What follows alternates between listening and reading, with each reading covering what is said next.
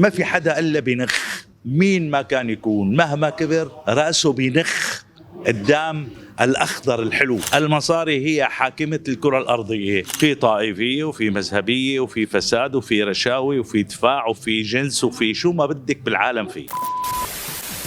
الفنان بشار إسماعيل ينتقد الصحافة الفنية. ما في شيء صحافة شو؟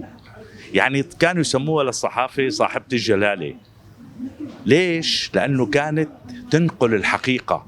هلأ صارت مثل أي عاهرة في العالم، اللي بيدفع لها أكثر بتحكي كذب صدق، ما في حقيقة نهائيا. عتبان على الإعلام السوري؟ إعلام مين؟ إعلام سوري ماني سمعان فيه لا. بتصريح سابق قال إنه هو محارب من أحد المسؤولين، فشو هي الحقيقة يا ترى؟ أحد المسؤولين؟ في 50 واحد أنا ماني عاجبهم من جماعة المسؤولين، رغم أنه في لي ناس أصدقاء وبيحبوني وكل شيء، ولكن هذا الحب يعني ما عم يترجم لأي عطاء. عرفتي شو؟ هلا قد يكون أي مسؤول ما في داعي يقول مثلا أنه لا تشغلوا فلان، لا، تنجاب السيرة قدام مثلا شركات إلى مصالح معه، بيقول ايه هذا بيبرم تمه هيك، خلص انتهى. أي بني آدم انتهى. مجرد وربة تم حقيرة انه ما بيسوى هذا، خلاص ما بيسوى خلاص.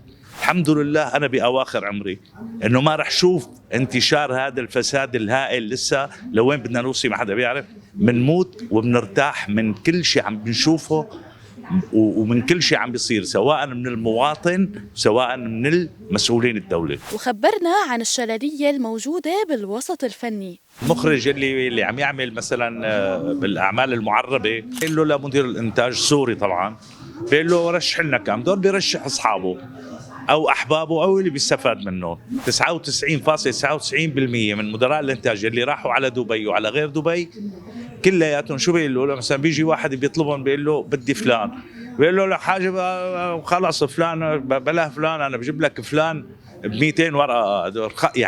يعني بيضرب بالفنان السوري. لا شوفي، صارت حتى شركات الانتاج عم تاخذ المنحى، يعني هو مذهبي، هو طائفي، هو انا هدول جماعتي، هدول من مثلا من عشيرتي، من مذهبي، من طائفتي، هدول بياخذوا الصف الاول.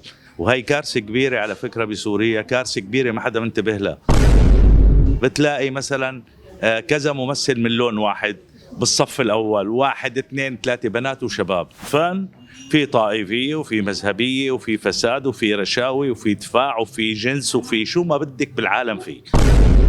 هو يعني ضمن سياق المجتمع السوري. يعني ما بدي احكي بقى المجتمع العربي، لا، المجتمع العربي عظيم، بس المجتمع السوري نحن باي باي.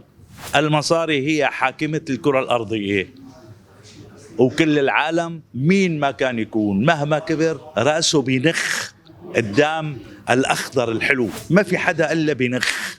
لعنة الله على كل واحد بنخ مني وجر قدام الدولار من أجل أنه يبيع مبدأه.